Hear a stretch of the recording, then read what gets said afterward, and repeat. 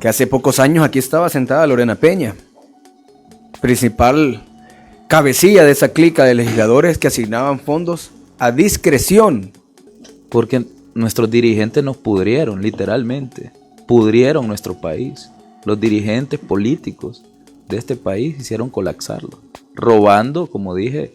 La Comisión de Hacienda recibió al ministro Alejandro Zelaya para discutir el proyecto de ley del Presupuesto General del Estado 2023. Que hace pocos años aquí estaba sentada Lorena Peña, principal cabecilla de esa clica de legisladores que asignaban fondos a discreción y que no se utilizaban para la gente. Gracias a Dios ya no están acá. Solo está el sobrino de Norma Guevara, ¿verdad? Como le dicen a Cristian. Gracias a Dios no lo es también. Ministro, sí, hemos logrado salir adelante con el combate a las pandillas. Hemos logrado salir adelante con la entrega de las laptops para nuestros niños en las escuelas. Sé que vamos a seguir trabajando en esa misma línea, ministro, y que las proyecciones que hacían negativas aquellos mal llamados oposición, gracias a Dios no se cumplieron. Gracias a Dios El Salvador logró salir adelante de estas situaciones que se habían creado, y ya lo dice el balance primario, lo dicen los datos que usted nos ha presentado, que El Salvador sí está caminando por la disciplina fiscal que le ha permitido a él beneficiar directamente a su gente. Nos hemos ahorrado capital, intereses en pago adelantado de deudas. El plan de activación ha generado más de 1.800 millones de dólares que no estaban a disposición del Estado para invertirse. Ellos hablaron mucho de la entrega de las lempitas. Era ofensivo que le quitaban las lempitas. O sea, de paso, las computadoras no servían para nada, pues. No tenían, creo que, ni puertos USB. Pero las lempitas después se las quitaban, después de los eventos. Se tomaban la foto y les quitaban las computadoras. A mí cuando me contaron eso, yo le dije, por Dios, si me le hacen eso a mi hijo, voy. No sé de qué soy capaz. Sí. Te lo juro, porque es ofensivo. ¿Cómo le haces eso a un chico que tiene necesidad? Jugar con la necesidad de sus padres también. O sea, es ofensivo. Entonces, pero ellos, ese era el tipo de política pública que implementaban.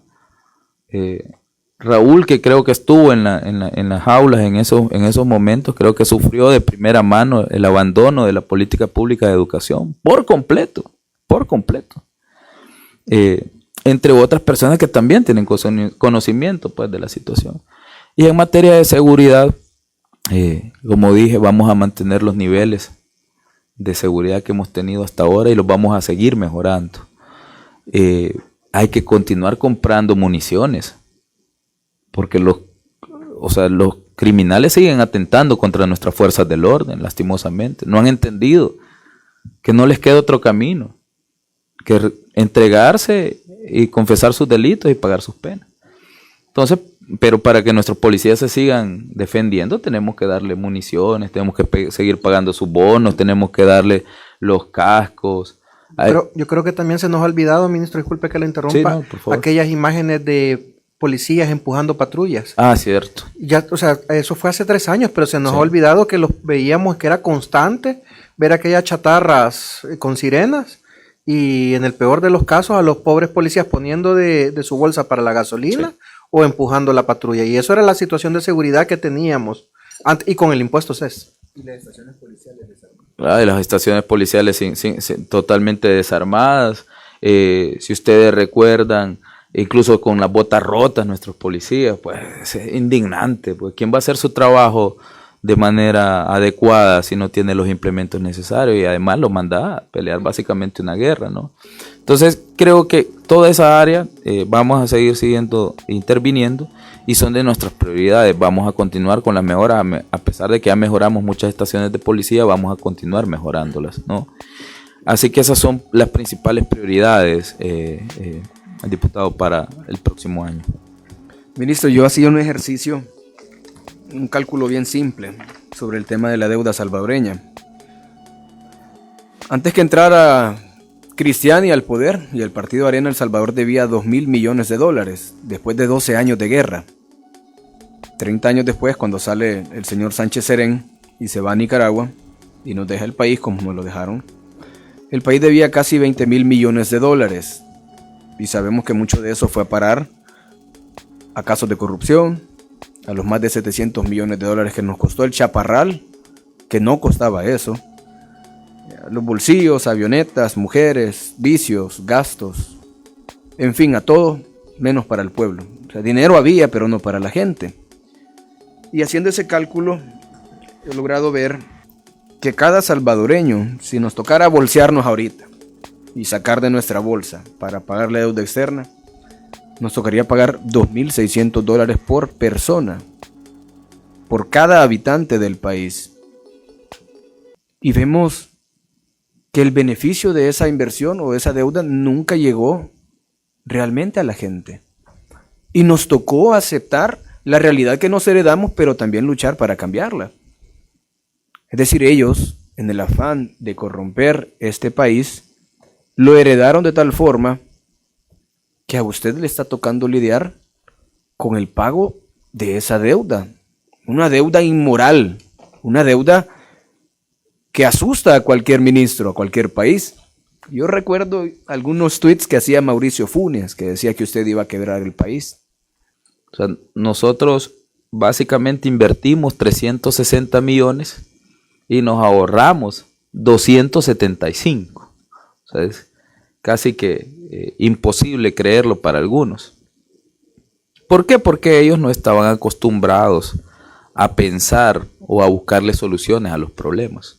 Entonces, aquí se emitía deuda a mansalva en cualquier fecha de vencimiento, sin importar la tasa de interés ni las comisiones que estaban cobrando los estructuradores. Así de simple. Correcto. Tenían varias emisiones en el año para seguir estructurando y tener más comisiones que fueran a parar a sus bolsillos. Para ninguno es ningún secreto que incluso hasta los bonos de la deuda externa negociaban con algunos emisores, ¿no? O con algunos compradores, perdón.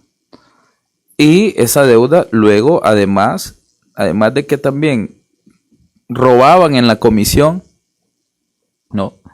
También robaban en el destino de los fondos. Entonces, ¿cómo íbamos a salir adelante nosotros de esa forma si robaban 3 o 4 veces en una misma operación? El país estaba condenado a mantenerse en el subdesarrollo. Roban cuando colocan la deuda, roban cuando van a ejecutar los proyectos y roban cuando les van a pagar a los proveedores todavía. O sea, 3 veces. Entonces era imposible. Entonces, ¿qué es lo que hemos hecho nosotros?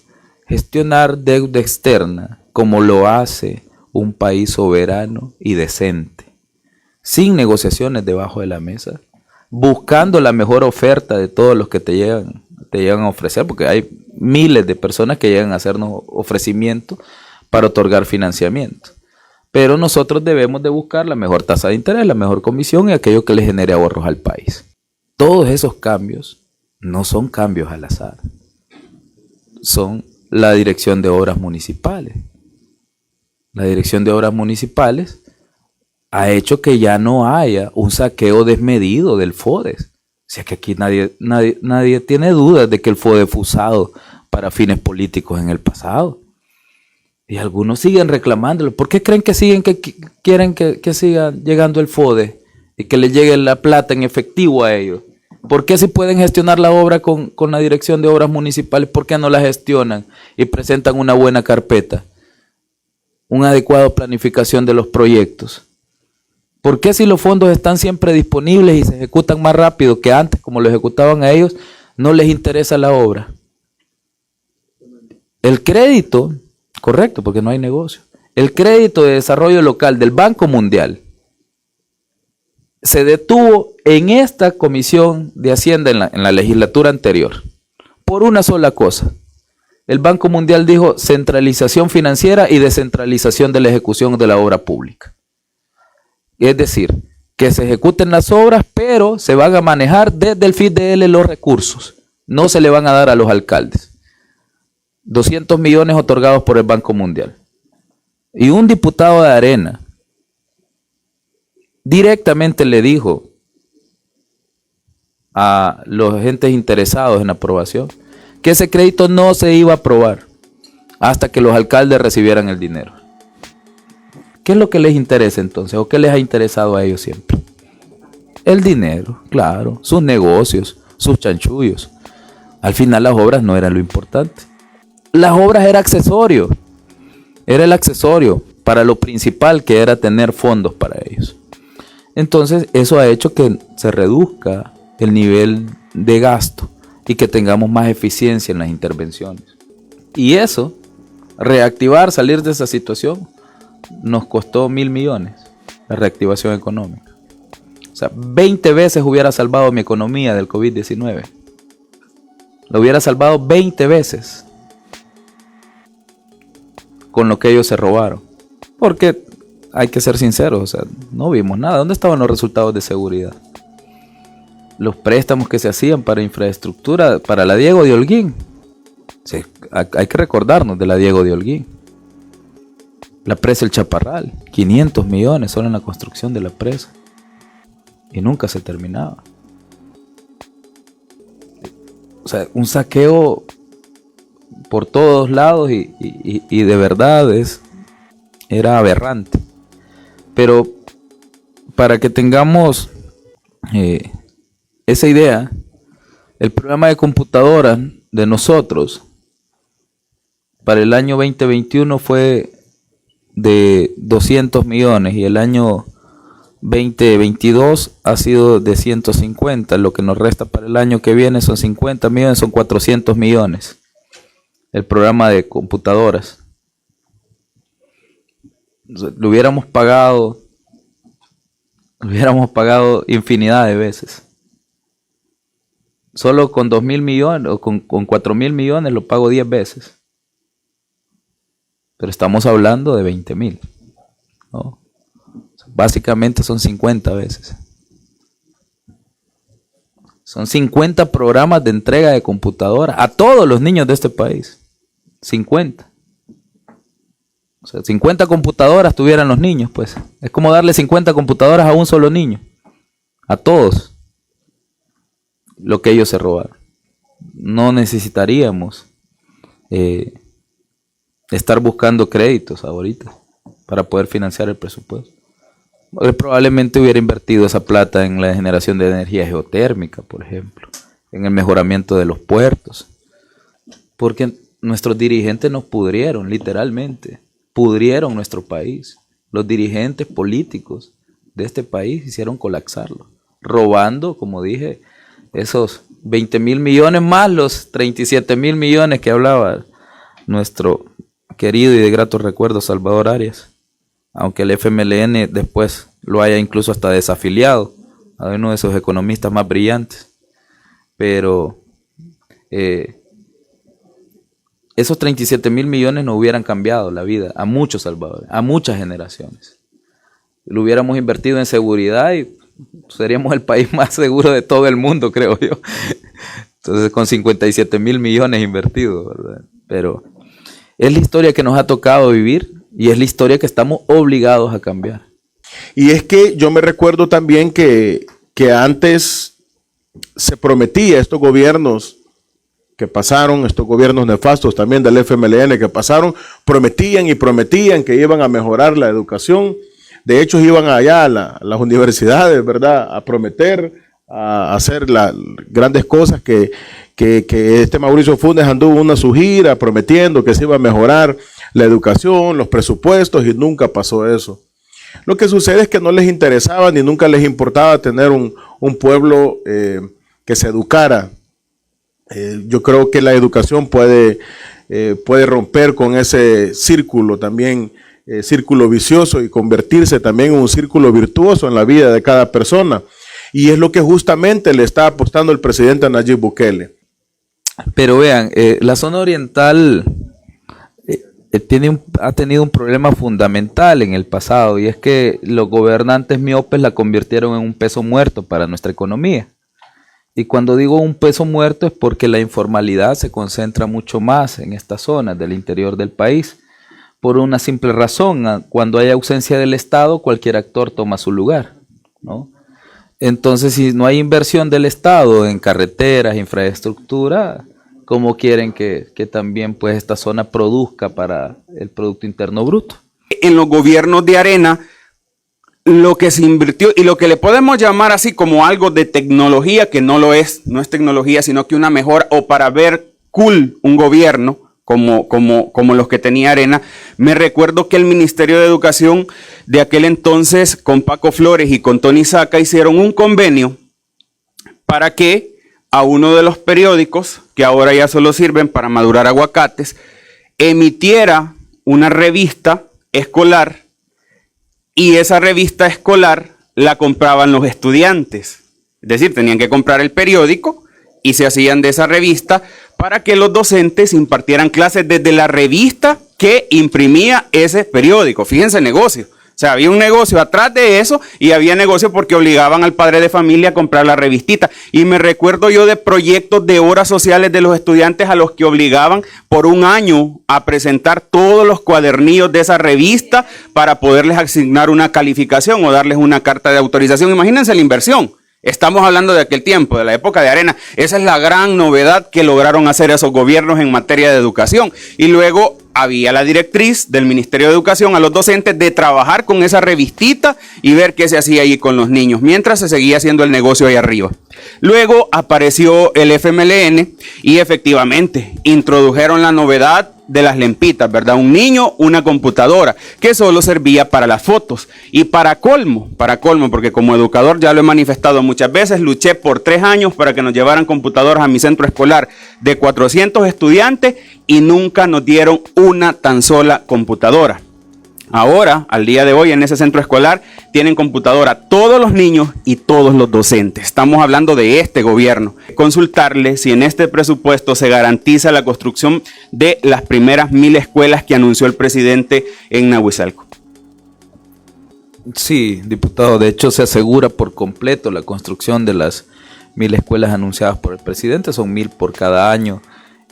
Dentro del plan son 5 años en los que hemos planificado más o menos intervenir alrededor de 5000 escuelas. Las escuelas en nuestro país han estado abandonadas por décadas. O sea, de hecho el centro escolar público en el que yo estudié fue construido con fondos de la Alianza para el Progreso. Y si algunos recuerdan o no lo saben, hubo un momento en el que casi todos los centros escolares del país tenían nombres de presidentes estadounidenses o de personalidades estadounidenses. Es porque la mayoría se construyeron durante los 70 con fondos de la Alianza para el Progreso, que era la iniciativa para detener el fantasma del comunismo, de acuerdo a la planificación del gobierno estadounidense en su momento, ¿no? Era parte de su política exterior y brindaba fondos de asistencia a través de la USAID y a través de ese programa de la Alianza para el Progreso. Desde entonces no se ha invertido básicamente nada en nuestros centros escolares. Pasó la guerra, quedaron destruidos y no se invirtió. Llegaron las pandillas, las llenaron de grafitis y tampoco se invirtió. Entonces nos toca ahora a nosotros. Es cierto, tuvimos que ir a buscar inicialmente al BESI con el programa Mi Nueva Escuela para que nos diera fondos porque no teníamos. Pero el problema está o existe, ¿no? Ahora hemos asegurado esas fuentes de financiamiento y es un tema de ejecución. Así que yo espero que el próximo año inauguremos varias escuelas, tanto el presidente como el ministro, ¿no? Y que sobre todo, más allá del logro del gobierno, todo, nuestra gente o la población estudiantil tenga la solución que necesita. Creo que es un logro de ellos sobre todo. Alguien perdió 275 millones por creerle a unos malos analistas. Alguien perdió 275 millones, pero no sé quién fue. Lo que yo sí sé es que la República de El Salvador se ahorró 275 millones. Y si lo puedo volver a hacer para generarle un beneficio a mi país, lo voy a volver a hacer con total seguridad. Me toca también hablar sobre las condiciones y la trayectoria de la deuda en el corto, mediano y largo plazo. Sí, es mi responsabilidad. Yo tengo que hacer que los organismos y las calificadoras internacionales me crean, a pesar de lo que Arena y el FMLN significó para mi país. Esa es la situación de las calificadoras, diputado. Síguenos en Mágico TV.